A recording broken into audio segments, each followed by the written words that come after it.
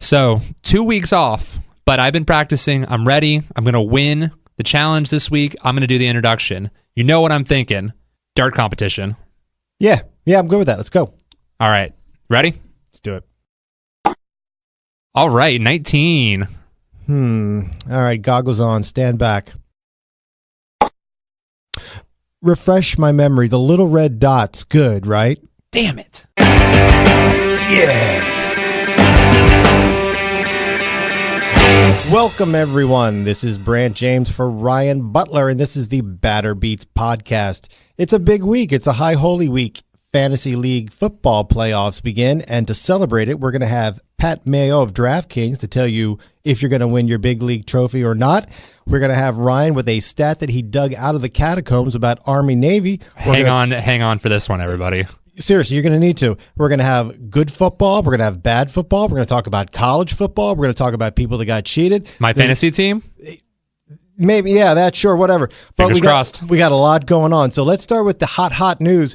College football playoffs. Ryan, I will ask you the question. Did they get it right? So as all of our listeners know, Florida graduate, very proud. And I have 3 letters for you, Brant. Yeah. S-E-C. S-E-C. This is not S-E-C. This is not a financial podcast. The securities People get that confused. People get that confused all the time. They ask me. I was in an Uber, humble brag, this weekend, and somebody asked me if the SEC championship was like a bunch of auditors getting together and competing against one another. It is not that I'm aware of. I haven't been audited yet. We'll wait and see what happens next year. Dream big. Regardless, I think what happened here is Georgia showed itself that it was one of the 4 best teams. Obviously, they lost. I get that. I can do the numbers there, like an SEC audit. The score didn't come through with it. But Georgia is one of the 4 best teams in the country. I also, if you look at it, as we are ostensibly a gambling podcast / my fantasy football diary, but from the gambling podcast aspect of it, Georgia would have been favored against Notre Dame. It would have been favored against Oklahoma, would be even favored against Clemson. I think that kind of shows Vegas tends to know more than we do, at the very least, shows how good they are. Your problem that you come into, and I get the argument, is what is the difference between the best teams and the most deserving teams? Right. And they sometimes tend to balance it. Some years, maybe a team that was quote-unquote better or seemed better gets in. Sometimes it's the team that's more deserving. You remember, like Washington was in a couple years ago, won the Pac-12 pretty convincingly, but it was kind of a down Pac-12. They get slaughtered in the first round. Some years, it's very tough. So, Homer, but I think Georgia should have been in. I do get why they haven't been in, but still, I don't think they would have rematched Alabama and Georgia. They would have kind of rigged it so that, like, had Georgia won the SEC championship, they would have been like 3 and Alabama 4 or something. They would have done something to get an SEC national championship. Exactly. But I think that honestly would be a better game. We'll see how this works out. But you look at Oklahoma with honestly a historically bad defense.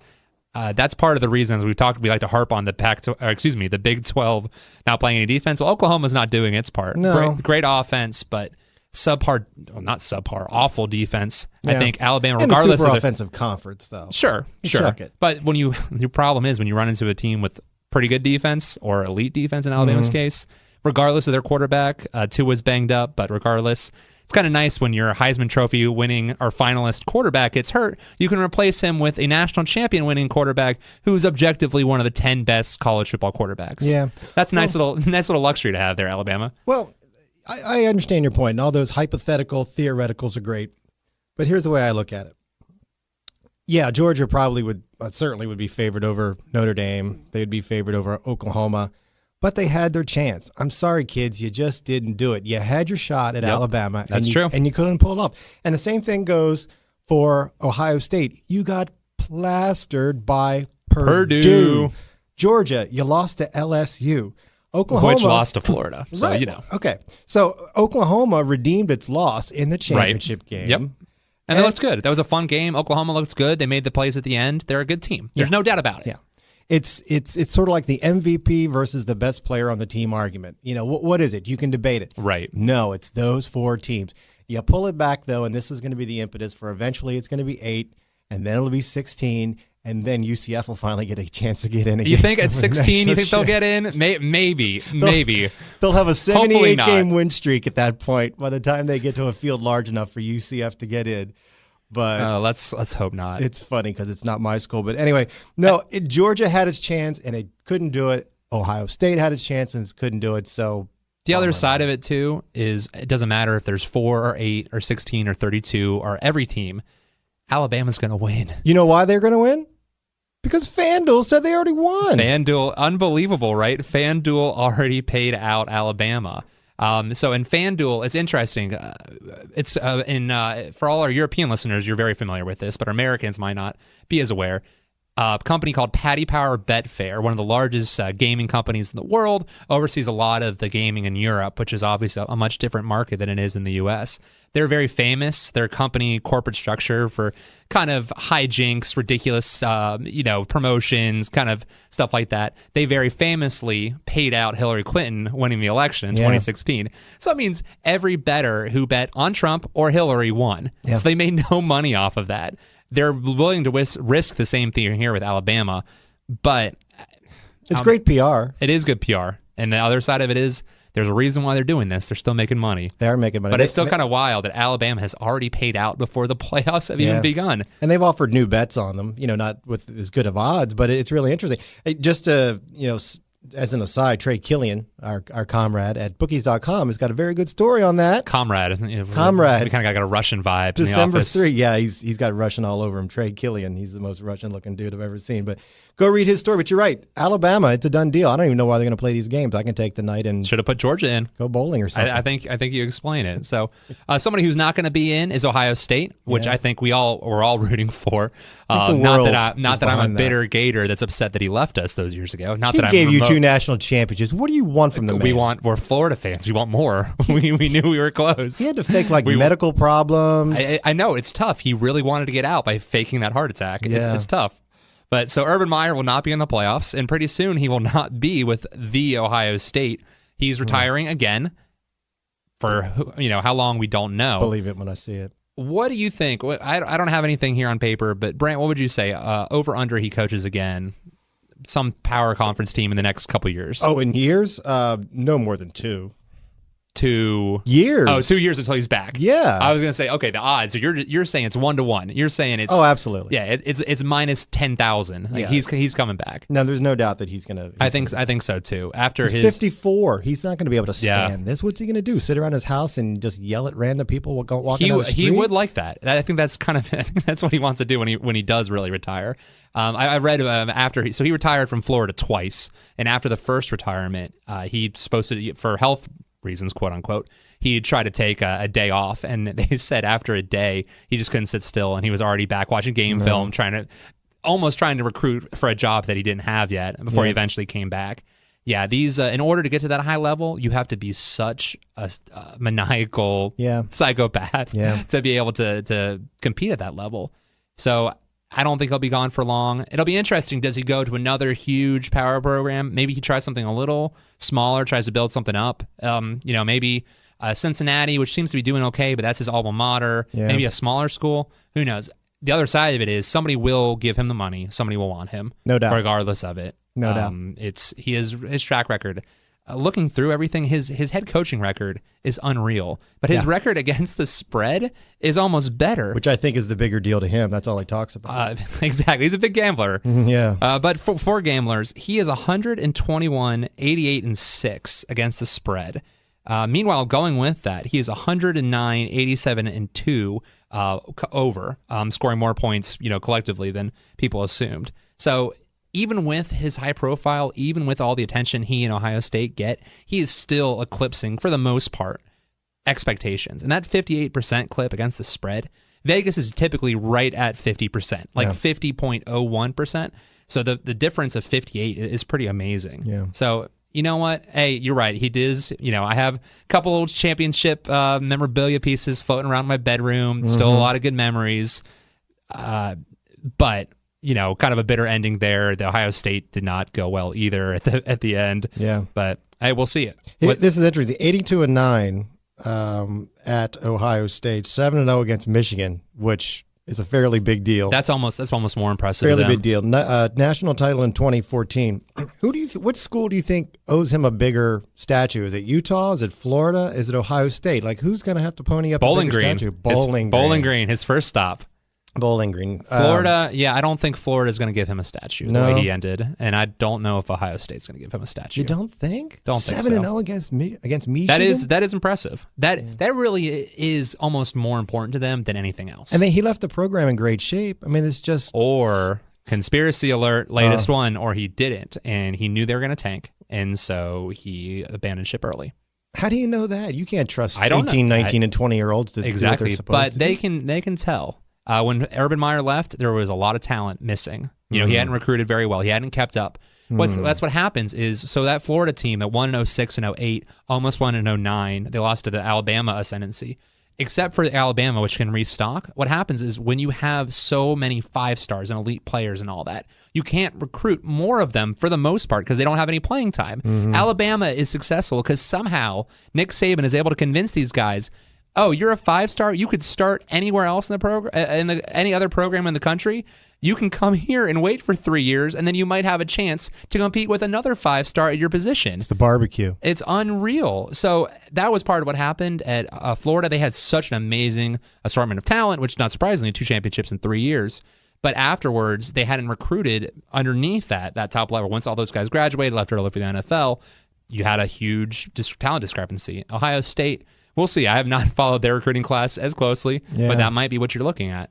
Yeah. Also, with one other final set on that, with Urban's retirement now, how many active coaches in Division I football have won a national championship? Oh, my. At any point in their career, at any school, how many active coaches have won a national championship? At FBS? At FBS. 3? 3. Oh, good job! I saw you looking that up. I didn't even cheat. No, there was the gears turning there. But Dabo Sweeney, smoky in here now. Dabo Sweeney, Jimbo Fisher, and obviously Nick Saban are now only 3 coaches have won. It shows the importance of that too. A&M's looking like they're on the upswing. Nick Saban's still there. Clemson is still there. So anyway, if I'm those 3 coaches, I want to get paid and repaid. I want to renegotiate. Well, Jimbo basically did 10 years, $100 million or whatever he's got. The John Gruden contract. Yeah, that worked out. Which brings me to some things that aren't working out. No, don't say it. Washington Redskins. Nope. Yeah. So I'll just lead with the question, and you can just absorb this or fair catch it or fumble it or cry, whatever a Redskin would do. How in the world does Adrian Peterson have a 90-yard touchdown and not rush for 100 yards in the game? So that was amazing for a lot of reasons. Number one, most importantly, it was enough for my 4-point fantasy win, that one carry. Thank you very much. It's a big deal. Thank you very much for asking. But the reality is how could someone have such one amazing play and then be so terrible, and every other touch he was out of the game a lot because of they were trailing and he doesn't play when they're down. But that's not even their biggest problem. They were literally on their 5th and 6th string guards, left guard and right guard. Oh, we need an injury update. We got to preface. Let's do the Redskins injury update. Oh, that's another podcast. We don't have enough time for that. Oh, it will fill the internet. We don't have enough time for that. So they have them. They don't have them. They don't have anybody. They're literally getting defensive linemen on the sidelines on Monday night, trying to teach them how to block against a rush. Not to mention our best wide receiver, who, by the way, was Seattle's 3rd string wide receiver last year, was supposed to be Paul Richardson, is supposed to be our big play threat. So he's gone. Chris Thompson, the 3rd down back guy who last year led the team for most of the season in rushing and receiving, he just comes back. He's missed most of the season. Jordan Reed, who usually is hurt, actually wasn't hurt this year but hasn't done anything. And this is all belaboring the point, the most important thing that we saw there. Not one quarterback breaks his leg, but 2 for the Washington Redskins. Colt McCoy, who I was like, oh, it's fine. We go from Alex Smith, quarterback number 11 in the NFL, to Colt McCoy, quarterback like number 22. We'll be fine. Yeah. Well, now we're on to quarterback 354. Not much better. NFL player. He must be really good, though. Yeah, Mark Sanchez and really good have never been used in the same sentence without a not in between those 2 clauses. So the season is done. 2018. Oh, you're just leaving. 2018. You're just going to leave. It's over. I can't imagine who his backup will be after Sanchez breaks his leg, and we have Y.A. Tittle. Y.A. Tittle. I think he might be still around. Maybe me. I've been pitching for a long time. You willing to break a leg? I mean, seriously, it is an unsafe work environment. I know I keep saying this. It's like a broken glass factory. I would break my leg for the Washington Redskins, and I'd still qualify for like the minimum is like $250,000. So I'd do that. Crazy. I would not break a leg for any team that I like. Are you serious?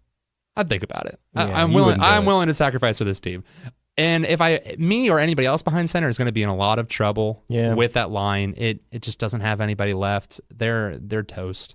So, well, I mean, it's in keeping with the NFC East. It is a hot garbage fire of pile of mess stuff. It's terrible, but it's like the mole on the forehead of the NFL. You can't stop watching. It's irresistible television. And what's sad is that from the dumpster fire is emerging the formed hideous phoenix. That is the Dallas Cowboys, and right with them, crawling out of the crevice of despair, is the Philadelphia Eagles. Yeah, they're realizing they won a Super Bowl once.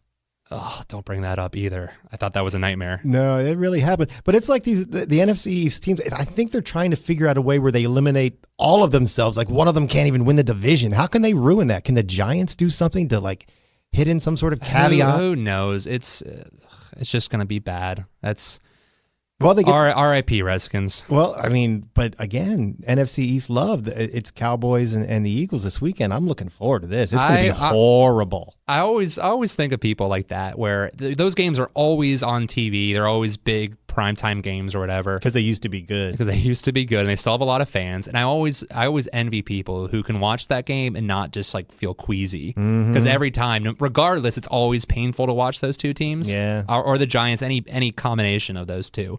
And now I got to watch them after having the Redskins were 5-2, seemed to be cruising in a terrible division, and now they've come out, and realistically one of those two is going to win it, and that's just going to make me really sad. Well, watching that division implode or just be such a horror show is so entertaining because the characters there. And as you said, like all of those teams have been really good at some point in time. And you got Jerry Jones up there all creepy in the box doing his little opera clap. I'm going to say because in time the Cowboys haven't been good in 25 years. Just nobody's told him that. No, that's true, but he thinks so.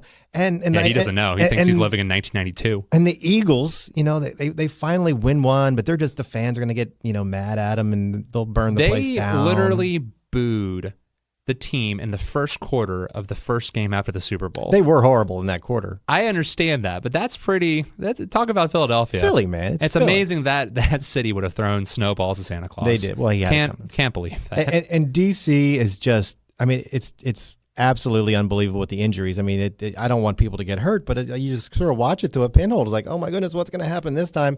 And then the Giants, a huge, big market. Obviously, there's a lot of people there that care, and it's just a mess. Speaking of which, the one solace I can take out of this is usually when the Redskins implode on themselves or combust as they do every year. Fortunately, there's one or two other teams, sometimes high-profile teams that do it too. And unfortunately, this year, we got to go down with the Packers. Yeah. Another giant fan base of teams. This always kind of seemed that they're talked about a lot. But, man, Packers, dunzo. They are DUNN. Just like the Redskins. They are. I wonder are we going to enter the era of the NFL tank like in the NBA? I mean, there's all those teams sort of swizzling around in the Sargasso Sea of mediocrity. The Sarlacc pit of doom. Yes. For all you Star Wars fans out there. The one thing about that is I think it makes sense. You don't want to be stuck in that sort of limbo area. The problem is in basketball, you can tank and you can just not play and you're not going to be physically hurt. Yeah. In football, as we saw Mark Sanchez trying to play, if you're not ready, if you're not confident, if you're not at that level, you're going to hurt yourself. Yes. You're going to badly. Or someone's going to try to hurt you desperately poorly. Correct. Exactly. Yeah. And it's harder to physically tank. Yeah. In the NFL. So I don't necessarily think so, but there is some merit to it. I think you got to look out here for it. The Giants that we talked about, though, they're starting to play better. That's a really nice win over the Bears last Sunday. They're starting to play well, but they got to be wary. They're starting to get out of that top 2 or 3 franchise cornerstone type player draft to what I call Redskinsville, which is drafting finishing like 6-10, 7-9, drafting some wide receiver at pick 13 who ends up not being any good at all. Right. They're the Giants, so that gives me some solace too. They're playing the Redskins this week. They are 3.5-point favorites in D.C., or technically Landover, Maryland. Yeah. They're 3.5-point favorites on the road. I think that, I'd probably put money on them. It's funny you mentioned it. I used one of my secret websites before we came in. 82%. You have secret websites. I do. Well, not so secret, but anymore. 82% of the money on that game has been bet on the Giants so far. And you also look at the bias. The Giants tend to get a lot more money bet on them, but exactly. So that line might even go up. They might be even bigger favorites. Yeah. You look at that. And then also the Tampa Bay Buccaneers team has gotten a lot of attention since Fitzmagic. Doesn't that seem like forever ago? Remember the Tampa Bay Buccaneers were 2-0? It was like 3 years ago, wasn't it? Yeah, Ryan Fitzpatrick was wearing Deshaun Jackson's coat. And he was handing the ball off to Allstott. Yeah, that was him. Yeah. Leroy Selman was playing with him. Dungy's so good. Yeah. So that Fitzmagic era, they're threatening to do it too. So the Bucs are threatening to get out of that, where they looked like after the 2-0 start, then they kind of imploded, switched quarterbacks. It looked like they were going straight downhill. Now they're starting to play a little bit better. The one thing going for them that might give them some losses is they have the Saints, who want a revenge. They have the Ravens, who are looking pretty good. Cowboys are looking good. That's week 16. They might need to get in. And then the Falcons, who are a good team in the sense that they're a good bad team. I think they are going straight down the toilet. They're waiting for a top 5 pick right there. Help out with Matt Ryan. All right. But that Falcons-Buccaneers game is going to be miserable. December 30th. I have tickets to that game. Don't go to that. I hate myself, I guess. Burn them for heat. Well, yeah, we need that in these cold, frigid Florida winters. It's going to be like 57 that day. Oh, okay. Going Good outside. point. Good point. Yeah. And also, no one uses tickets. It's digital. Burn your phone, even more heat. That's actually a good idea for a lot of reasons. Yeah. So yeah, look at me. I'll be in the end zone, burning a phone and huddled around it. I'm looking forward to that. You're mentioning the sort of that mediocrity level in the NFL. The NFL have sort of become like this gross Oreo cookie. I found out today that the Redskins are 6-6. So are the Panthers, Colts, Dolphins, Broncos, Eagles, and Titans. It's the most common record in the NFL. So the NFL has become like, that's that lardy, disgusting part of the Oreo. It's like a double stuff because there's more of it. How dare you say any part of an Oreo is disgusting? The middle part's like congealed Crisco. It's gross. But you have the delicious cookie on top. It's amazing. All right, you can have that. You can have mine. But you have that delicious chocolate cookie on top. That explains so much about you. It does, in a good way. It's like a microcosm of your life. And you have that really, it's a delicious cookie of terribleness on the bottom. Your center is rotting Crisco or whatever you called it. Congealed, lardy Crisco, which makes no one go yum, by the way. So building off that incredible Oreo analogy, we'll go to your part, the delicious wafer up top, and that in this world is the Kansas City Chiefs, which have given us a lot of joy through this with Pat Mahomes, that explosive offense and everything. Another 40-point performance, exciting game.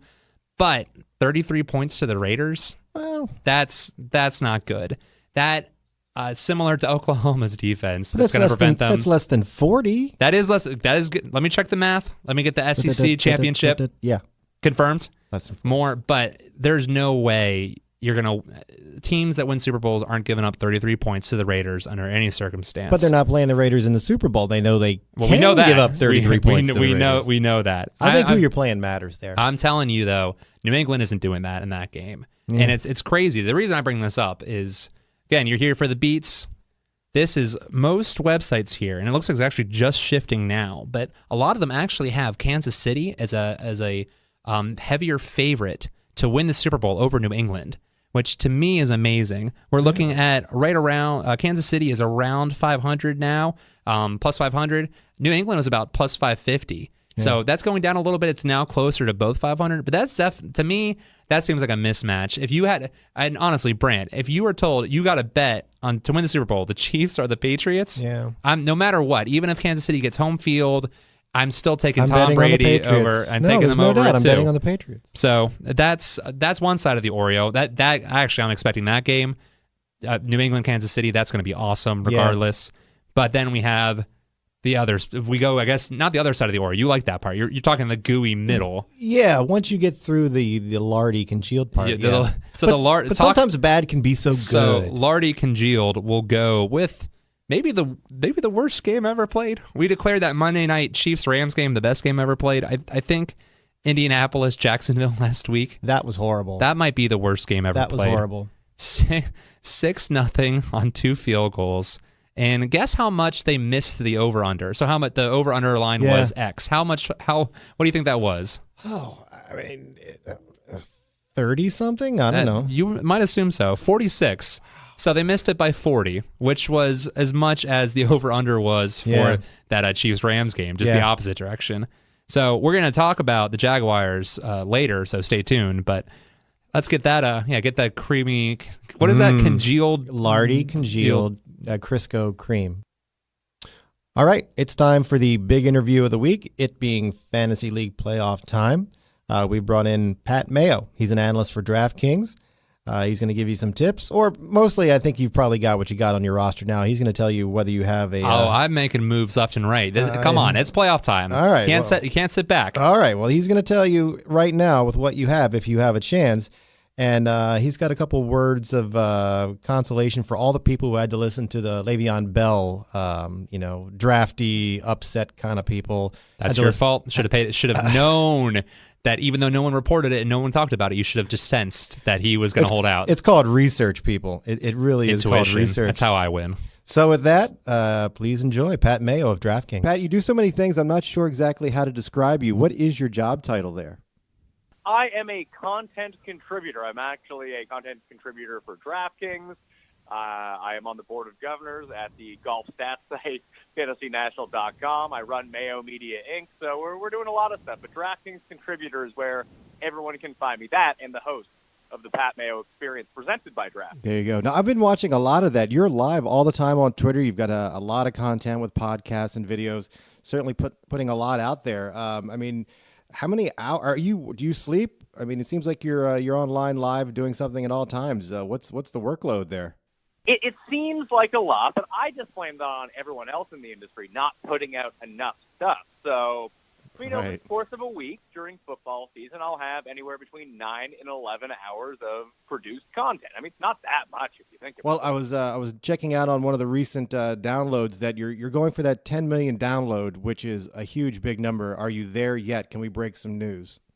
I would love to be able to break that news, and, when we get to the end of the year, I might just lie, but we are off pace. So anyone listening right now, go to iTunes, go to whatever it is you use on Android, any place you can download podcasts. Pat Mayo Experience, we need to get to that number. Right now, we're only on pace for like 9.7 million. So that's all right. Well, let's get him over the hump. Okay, going into the next couple of weeks, the high holy period of fantasy football. I'm sure you get bugged a whole bunch about who's going to be good and who they need to play, but are there any just no-brainer guys out there who you think are just going to excel, and if you've got them on your team, you're going to be lifting that little plastic trophy at the end of the year?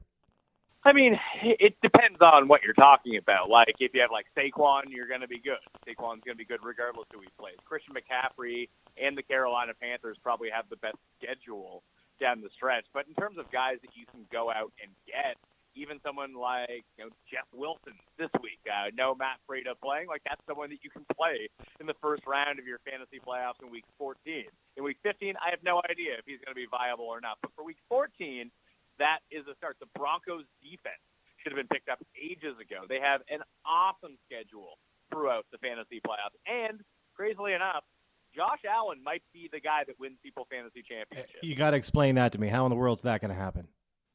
Josh Allen is the number 2 scoring quarterback since returning from his injury 2 weeks ago.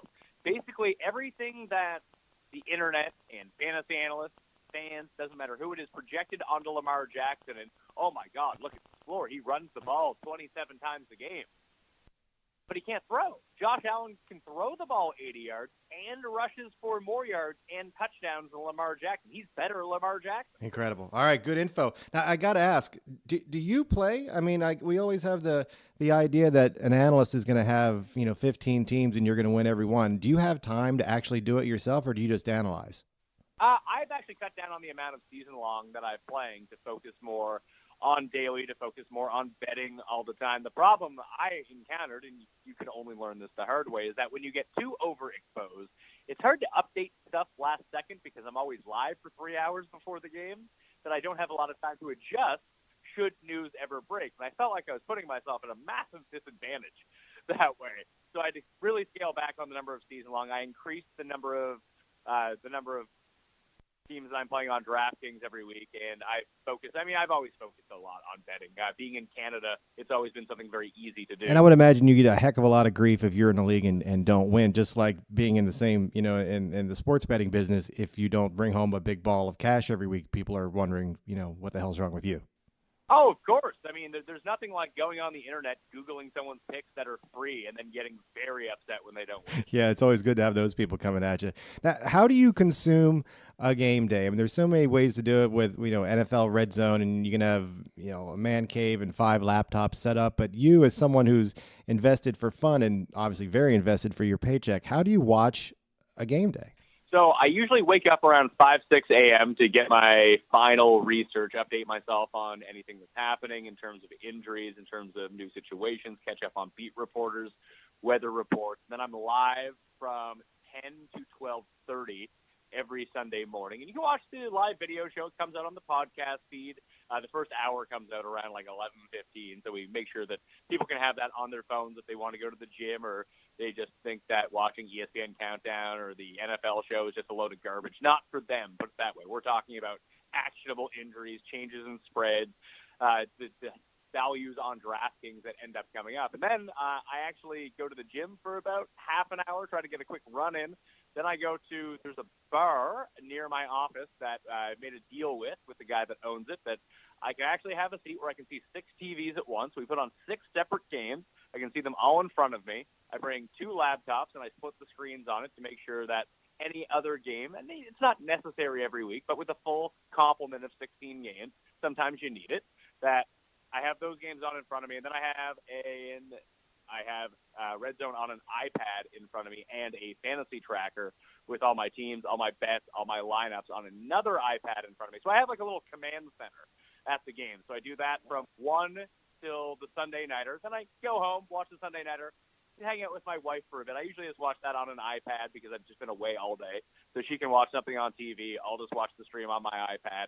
Then I write a column, get back up in the morning, and do it all again on Monday for a live show in the morning. Yeah, see, it's funny. We need to get to the Minority Report days where they can just sort of plug this right into your cerebral cortex, and you can just sit there and maybe nod off and have it be in your brain. But it's funny you have a bar, because the guy that I co-host the podcast with here, Ryan, he gets really pissed off because I have a neighbor who owns a bowling alley that has a bar. So I do the same thing, but I have to sort of sit around the Chicago Bears fan club, which is fine. They're fun generally. But yeah, all those TVs and, maybe a beer sitting there, it's not a bad way to work, wouldn't you say? I had to cut out drinking on Sundays. I learned that the hard way about 3-4 years ago. Just can't do it, because it's not that it would become a problem. Every week, that one week that it does become a problem, you overindulge. Your entire week is completely screwed up. So the problem is with watching so many games at once, there's no way you can actually absorb everything. So I need to watch all the games, read everything after the fact, just to make sure that I haven't missed anything. And then the greatest thing is like the NFL Game Pass, that you can go back the next day. So Monday is usually just spent watching every game in the 7-minute version, where you can watch every play of every game. Then you get completely caught up on everything. Now, is there a player out there who you'll want to love them? You think they've got all the talent in the world. Maybe you've drafted them or you've advocated for them, and they just don't do it, and they just frustrate you. Is it either this year or throughout your career? Is there just a guy who sticks out in your mind in that regard? Not really. I move on from things pretty quickly. I don't let things get me down. There's guys that I just will never use. Guys like Mark Ingram, who's the absolute worst. Jared Cook is another one. These are guys that you play, and they're awful. But when you bench them, they have the best week of their life. They are the least predictable players in all of football. It's just infuriating to own them. So I just stopped caring about them a while ago. Don't even rank them in my rankings. Oh, very good. Now, what is the main thing that fantasy league players get wrong? They just screw it up all the time and don't realize. The number one thing is that people don't read the rules of their league. So every league could be completely different. There's a standard set of scoring, but obviously that probably only really applies to 40, 45, maybe 50% of leagues, that every different commissioner or every different site throws in something. That this is for season-long leagues, that if you don't understand what the rules of the game that you're playing, I don't really understand how you can win without being incredibly fluky. that just knowing the rules is such a huge advantage when it comes to picking the types of players that you want. And as it pertains to something like DraftKings, the thing that you need to know is that if you're only entering these contests that are like $3 or even the Millionaire Maker, that's $20, and you're not winning thousands and thousands of dollars playing one lineup against 170,000 lineups, you may need to reassess your process. You want to limit your bankroll, play in smaller contests, or at least not be pissed off if you don't win all the time, because winning $1 million against 170,000 other people, kind of tough. I'm not going to lie to you. Yeah, for sure. How many tweets or questions or just comments, emails did you get from people who drafted Le'Veon Bell and just whined about it for months? I personally have a coworker across the cubicle who just wouldn't stop with it. You must have heard this nonstop throughout the season. I did. So usually on Twitter, I just ended up muting those people or called them whiners, and I just endlessly made fun of them. This is fantasy football. Get over it. Imagine having so little of a life that this is really what you care about. Oh, that last one was money. I love that last quote. Okay, now, before you mentioned Canada, and I covered the NHL a little bit, so I'm sort of an accentologist. I just made that word up, and I thought I detected a little Ontario from you there, maybe.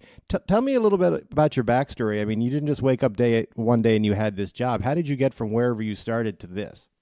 Oh, I am from the east coast of Canada, so east of Maine, Halifax, Nova Scotia. Did my college out there, graduated, didn't know what to do, so I came to broadcasting school in Toronto. At the same time, I was actually writing fantasy for a site called rotoexperts.com. Eventually, I graduated from broadcasting school, ended up shooting a show, an online show by myself in my kitchen when I had no money on a green screen. Got a job in Manhattan, moved down, launched a few YouTube networks, came back, started the Fantasy Sports Network in Canada and the U.S., the first 24-hour TV station dedicated to fantasy. No idea what happened to that now. I left and I came to DraftKings. Well, all right. That sounds like it was a lot. Congratulations to you from Halifax to there, which is beautiful, I hear. But that's good stuff. Well, Pat, it was great having you on. Please, one more time, tell us all the many, many places where folks can go and check out what you do on a daily basis. Yes, all my work is up on DKPlaybook.com or the DK Live app. You can watch the stream shows, listen to the podcast, read the articles up there. But if you like to be a bit more micromanagey with everything, you can follow me on Twitter at the PME. Same thing works for Facebook. Same thing works for Instagram. But the big 2 ones, you want the video version, you go to YouTube, DraftKings page. All my shows will be up there free on demand. And the audio podcast, my baby, the one I've had for the past decade, that we're trying to get to the 10 million downloads for the year. Pat Mayo Experience, iTunes, Stitcher, Spotify, TuneIn, Radio Public, Google Play. It doesn't matter. You can find Pat Mayo Experience up there. Pat Mayo of DraftKings, thank you very much for your time, and thanks for joining us on the Batter Beats interview this week. Thank you for having me. All right, that was Pat Mayo of DraftKings. It was very good having him on board for the interview. So, everyone out there, don't say we've never done anything for you. If you're able to win that little plastic trophy in your league. Mine is a very large plastic trophy. Okay, well, you're not going to win, so it doesn't matter. So, ouch. Everyone. I'll go line by line with my roster. You already have, I feel like. You're welcome. All right, so let's look forward into like real dudes playing football. We've got some picks coming up in the NFL. There's not a lot of college going on. Let's get right into the NFL. Hang on, Brant. Yeah. Now, college football might have a little bit of a slow week this week, but college basketball is in full force. It is. And guess whose alma maters are playing each other in a big basketball game? I mean, that's thousands of people. The Jimmy V Classic in Madison Square Garden in a early season tournament game that people don't need or don't really want. No, they don't. But America's team, the Florida Gators, is taking on the West Virginia Mountaineers. America's real team. That's working man's team. I got that. Not you popping your Schlitz on the beach in your one flip-flop team. Us. Not even at the beach, Gainesville. Speaking of which, spoiler. Yeah, we're not on the beach. I'm just saying, Mountaineers are actually in the mountains. So that is true. Well, there are live gators on our campus. Yeah, it's really tough in the retention ponds. Anyway, moving on. I mean, you got to watch it. It's tough. Yeah. So anyway, obviously this is a betting podcast, so we got to put a bet on it. We have talked through many ideas, ranging from money, homes, fabulous prizes, destinations, but I think we've decided on something to look forward to. The loser in the intro of next week's episode will, on air, sing the fight song of the winners. Oh, So I'm hoping you. that's a Molly Hatchet song for Florida, isn't it? It is. What is it? Flirting with disaster? It's not cool enough to be a Tom Petty song. It's Gator Country. Come on. Contrary to popular belief, it's not. So you'll have to look that up. Oh, it's really not. I'm looking forward. Yeah, that's an honorary song. So it's gonna be. Yeah. You're gonna butcher Florida country is. roads. Florida Are you sure is, you just don't want to try for a weekend on my yacht? You really want to do the singing thing? No. I'd like to see you sing. Okay. So Florida -2. That line might fluctuate after they hear this. Now, in full disclosure, this is being recorded a little bit before the game. By the time you hear this, the game will be over. Yeah. So we could go back and try to redo it for this episode, but that game's on at 9:30. That's too late. That's ridiculous, Yeah. right? Who has a New York at 9:30? Yeah. So anyway, something to That look. town closes down at 6. That's what I've heard. Yeah. So something to look forward to, ladies and gentlemen. Expect Brant to sing the Florida fight song, which he has not known yet, so he It's hasn't never looked up gonna yet. happen. So that is something we're all gearing up for. I predict you're going to have laryngitis next week and you just won't be here. There'll be a guest host. Oh, joke's on you. Country Roads is an awesome song. It is a country song. Great song. I think I might It's have you do the definitely a country reggae song. version. Yeah, it is for sure. I Ooh, might have you do the okay. reggae version. The Toots and the My Talls version of that thing was pretty good. The Who? Yeah, you got to look that up. Oh, Or no. Me First in the Gimme Gimmes. That's a good one. There's lots of versions What of that language song. are you speaking? You know what I'm speaking because you're answering me back. You obviously hear me. Okay, right. Moving on. So, the NFL, like you said, that's everyone's attention. Fantasy, betting otherwise. Game of the week. You know you're looking forward to it. Thursday night, Yep. Titans, Jaguars.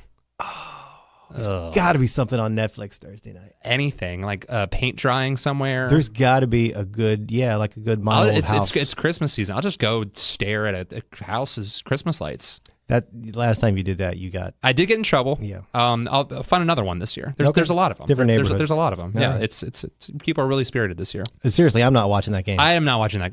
Ugh. People in those cities aren't watching that game. That's one of those games, and you're flipping through TV, and you just go to that's still going on. They want to go with the Redskins wherever they're going to go for the last several weeks. Ugh. Yeah.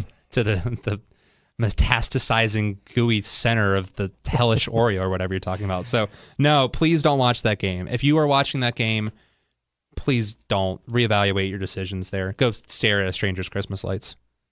There are fortunately some really marquee games here that we're looking forward to. We're looking at Baltimore, Kansas City. We got that kind of classic number one defense versus number one offense. We got Rams, Bears. That's a good like one. number two offense gets like number two defense. I Sweet. think they're close with it. So those are some marquee games there. We talked about Philadelphia, Dallas, which unfortunately is a big game there. It's going to be messy but entertaining. What any of these that are really standing out to you? I like that Kansas City game. I think that could be fun. Yeah, I think their defense is probably going to be tuning into all the bad mouthing that you gave them, and I think they're going to 33 points to the Raiders. because they knew it was fine. Lamar Jackson should score 70 then. Well, yeah, I just don't think you need to use all the gas if think you so? don't need to. That's also a story. Impressive, Lamar Jackson. Mm-hmm. He's there. I'm stealing this idea, but he's old reference you'd appreciate. He's Wally Pipping Joe Flacco. That is nice. Yeah, you'd get that. Yeah, I do get that. That's nice stuff. So we're looking at line right about now, early in the week. Kansas City -6.5 against Baltimore here. Mm-hmm.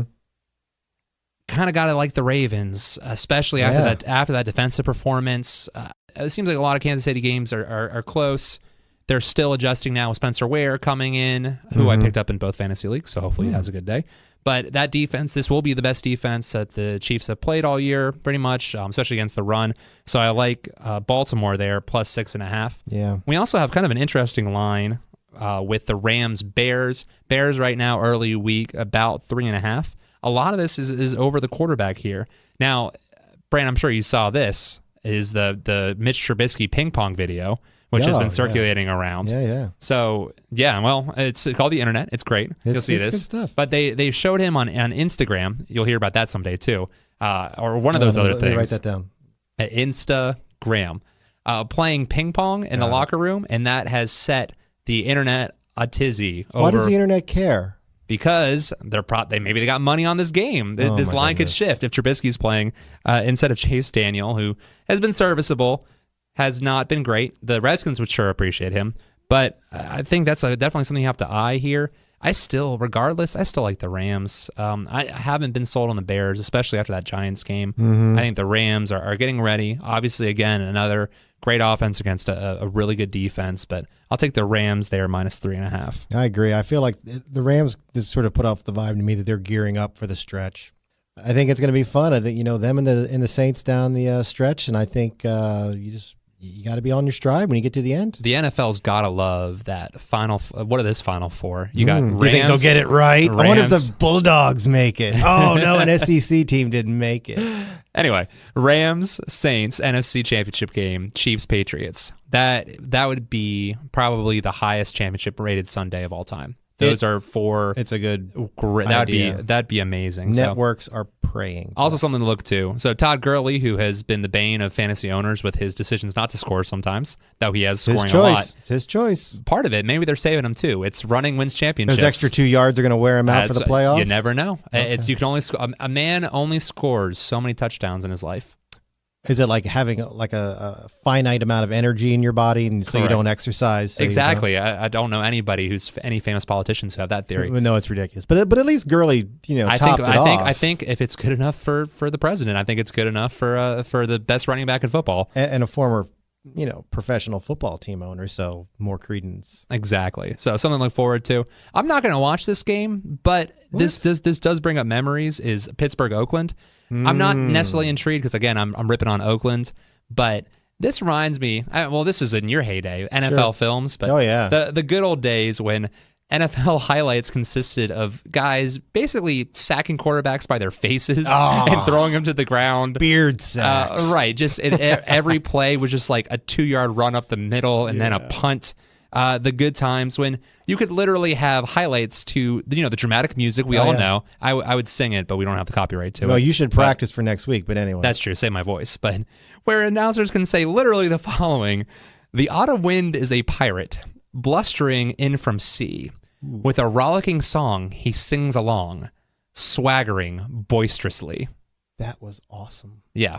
So the good old days when that constituted an NFL highlight. Highlights were great back then because you had to wait a week to get them. Exactly. The Super Bowl was over and you were getting stuff from week one. So they had NFL music with songs in the background like Grace and Grit, Classic Battle, Heroes of War, and Waltz of the Goliaths. I don't think people would put up with that anymore. I don't think so anymore either. People with their Instagram and all that. Instagram, I got it. But right there. that would that's so maybe I'll be watching that instead. So that's my tip for the week. That's some exciting betting advice. Yeah, that is good stuff. The Steelers are going to be really good in the 70s, and the Raiders also. They'll never be any good. If you go back in time, bet Pittsburgh. I would just sort of sum up everything I'm going to say is just bet all the money you have on the Seahawks. Because all the money I have. All of it. Because, the Seahawks, they're not even waiting There's for the playoffs. There's a lot I could do with $3.50. Well, if you just keep doubling it. The Seahawks are not even waiting for the playoffs. The Seahawks have been in the playoffs for a month because they started the season horribly. The playoffs start now. The playoffs started like 5 weeks ago. They've won 7 of the last 10. 2 of those losses were against the Rams, who supposedly are pretty good. I've heard. And those games were close. And their schedule is just the most perfect sort of it's like a demolition derby of things they've got to knock out of the way. They had to get Dallas. Dallas isn't out of the way, but they did them some damage. They beat the Cowboys. The Panthers were in the way. Did it. The Packers were in the way. Did it. Ruin their franchise. Yeah. And now they got Minnesota on Monday night. And they can knock them out, And they can knock them out. Yep, right in the way. It's like just match races. They're just Minnesota sort of, I saw the standings, like Minnesota fell into that last wild card just because of the ineptitude of the Redskins and the Eagles. I think the Seahawks and the Vikings could just be it no matter who wins that game. Yeah. And it's just sort of clearing out the flotsam, just more people falling into the middle of the cookie. So Seahawks 3-point favorites. Oh, take that. Okay. Big time. Got it. Big time. So over that. A lot of NFL obviously to look to. Starting on Thursday night with that classic, soon-to-be classic Titans-Jags game. Yeah, that. But also one very high-profile game here. We both personally kind of grew up in the greater Washington, D.C. area. I am very proud to say that my brother and grandfather did serve. That is not a joke. Oh, good for you. Good for them. Well, good for them. Nothing to do with you. Good for them. Thanks. Exactly. I just got to tell people that, and they say, oh, thank you. Like I actually did something. Yeah. So served in the Navy. So have been following Navy. And if you've been following Batter Beats, I love me some triple option teams here. You do. So, as teased in the beginning, my stats of the week, but maybe of the year here. Now, guys, bear with me on this deep research. I wish I brought my drum. We should have gotten the sound effects going. But bear with me here for some deep numbers here. Last 6 games, the total combined score of the teams has been 27 points, 38 points, 38 points, 27 points, 41 points, 30 points. Now, the last 4, or the most recent 4, 27, 38, 38, 27, Army was coached by Jeff Monken, who, with that. So keep all that in mind. The over-under for this game, as of right now, before it shoots up, is 40. These games are going right around 40 or under. Also with my theory that one triple option team bet the under because they run the clock a lot, there's less scoring opportunities. Yeah. What happens when you have 2 triple option teams? They might run like 6 plays in the whole game. Exactly. And if you run 6 plays the whole game and one of them isn't a touchdown? Ties. You hit the under. You hit 0-0 tie. That's the under. Yeah. Exactly. So the game is Army -7. I like Navy there. That game always seems to come down to not a field goal. It seems to come down to a missed field goal. Yep. It is a little different. This is a legitimately a very good Army team. Really good. Really, honestly, a top 25. Had Oklahoma. Yeah. They could have settled that debate back in, what was it, September? Yeah, exactly. But because they're a legit top 25-ish team there. But Navy, off a bad season, I think, keeps it close. But so I like Navy there.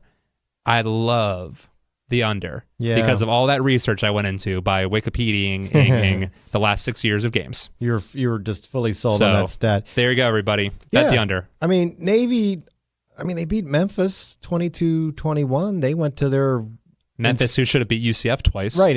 Reigning national champion UCF. Yeah, defending pretend national champions. And they, there's not, but of course then they lost to Tulane by a point. So you never know, but I'm going to be, fully on board, no pun intended, with Navy. I really honestly didn't mean that, and I'm sort of ashamed that just came out of my mouth. But I think, those Army uniforms this year, the big red one.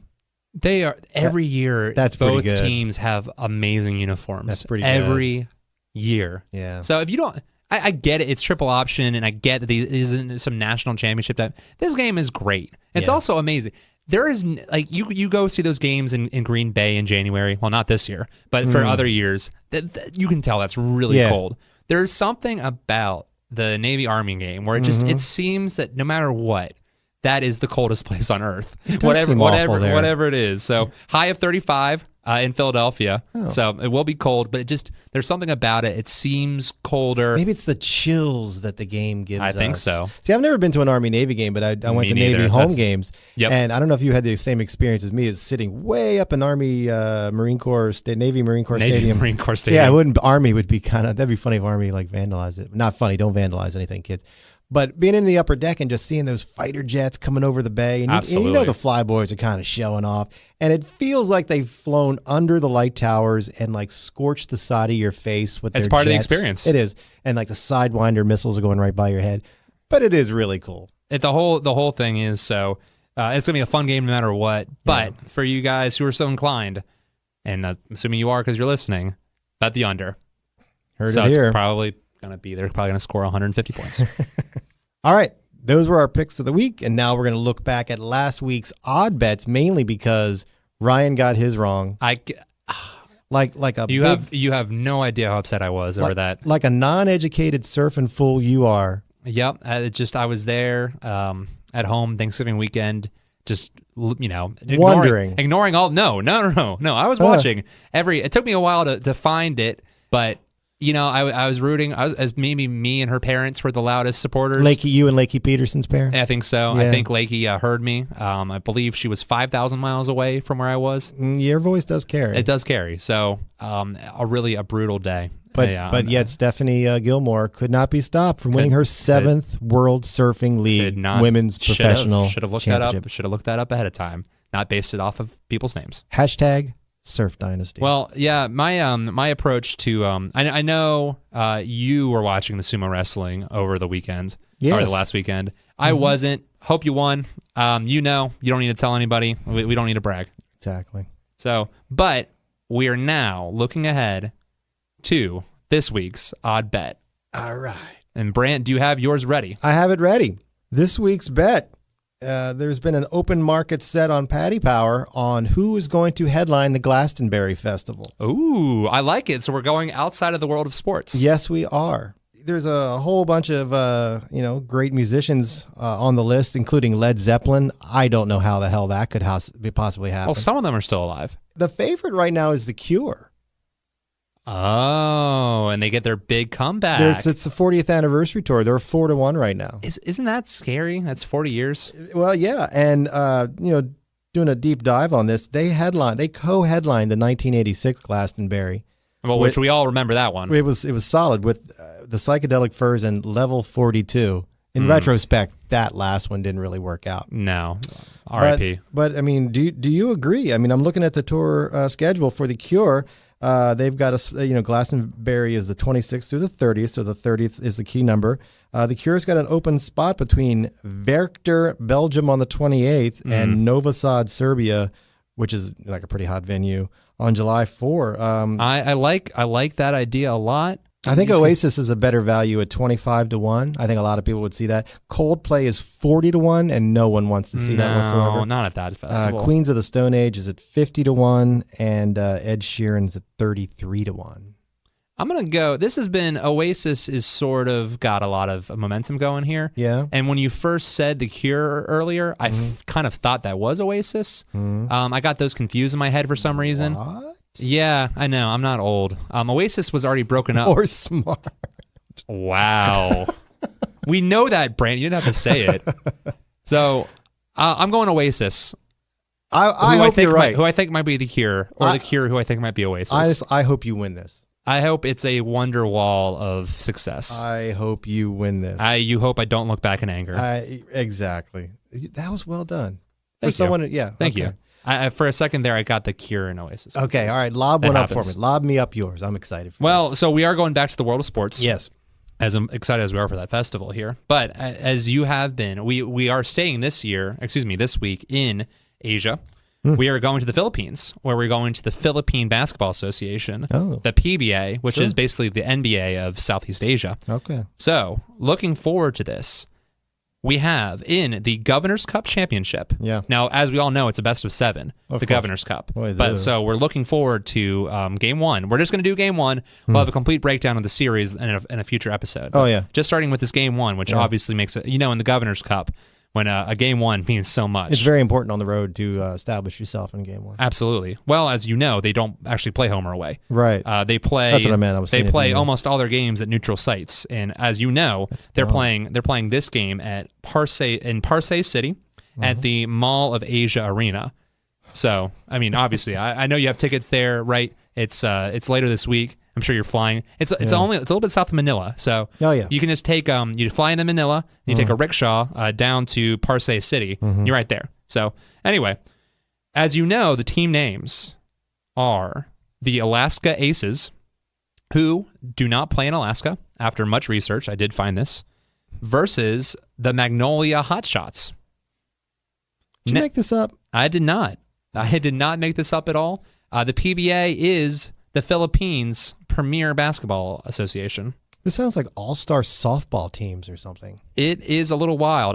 It took me a long time to figure out why the Alaska Aces were not in Alaska. It would have been a pretty long trip. But yeah, Alaska Aces versus the Magnolia Hotshots. As you know, the Hotshots are looking really good this year. Pretty heavy favorites in Game 1, minus 177. And then we have the Alaska Aces at plus 125. Unusual odds, but and I might double check these. They might have shifted after we started talking. But, crazy things happen in the Governor's Cup Championship. Yeah, I mean, I feel like the Aces are kind of getting discounted because they had a bit of a 3-game losing streak in there in October. Should have known you would have researched this. Yeah, I mean, because they travel, to their venues via freighter, and there was a typhoon situation they really couldn't do anything about. Don't think they do travel by freighter. No, they definitely travel by freighter. Oh, okay. And they were blown off course, and they missed, 3 games. It is wild that in this league they all share the same venues. There is no home stadium. But if they'd played and probably would have won those games, they would have definitely gained. If it wasn't in a neutral site, they would have gained non-home court advantage, which is a big deal if your name goes first or second in the Philippines. That's true. Yeah. So it's going to be Alaska. Real okay, you're going with the Aces. Oh, absolutely. Going Aces with the upset here. As we're looking forward to those exciting games, both in the Philippines and in Scotland, and a little closer to home in America here for us. Everyone, thank you so much for listening. We're impressed that you made it through our delirium. If you like us, please comment and subscribe. If you don't like us, don't comment, but subscribe there. We are now on Stitcher, SoundCloud, Radio Public, Google Podcasts, and iTunes. You can find us at Batter Beats, BADDERBEATS. Spelled that right. Or you can follow Brant specifically at Brant James. Please don't forget to follow our content on gambling.com as well as bookies.com, our new U.S.-facing vertical focusing on all developments and important key betting things in then U.S. states that feature legalized gambling. Until we see you next time, where Brant and I will begin our second annual Bowl Breakdown Spectacular. It's going to be awesome. A very intense breakdown, line by line, of all of the bowls, college football bowl games. I know you're all very excited for a Tuesday, that Tuesday game in Idaho. That grass mower bowl that's played indoors on fake grass. Exactly. So there's a lot to look forward there to. We don't want to spoil too much, but all the ones that SEC teams aren't in. It is. It's going to be a lot better than our first annual one, which we don't want to talk about. Yeah, that came off the rails. That was not good. So anyway, look forward to that, and thank you for listening.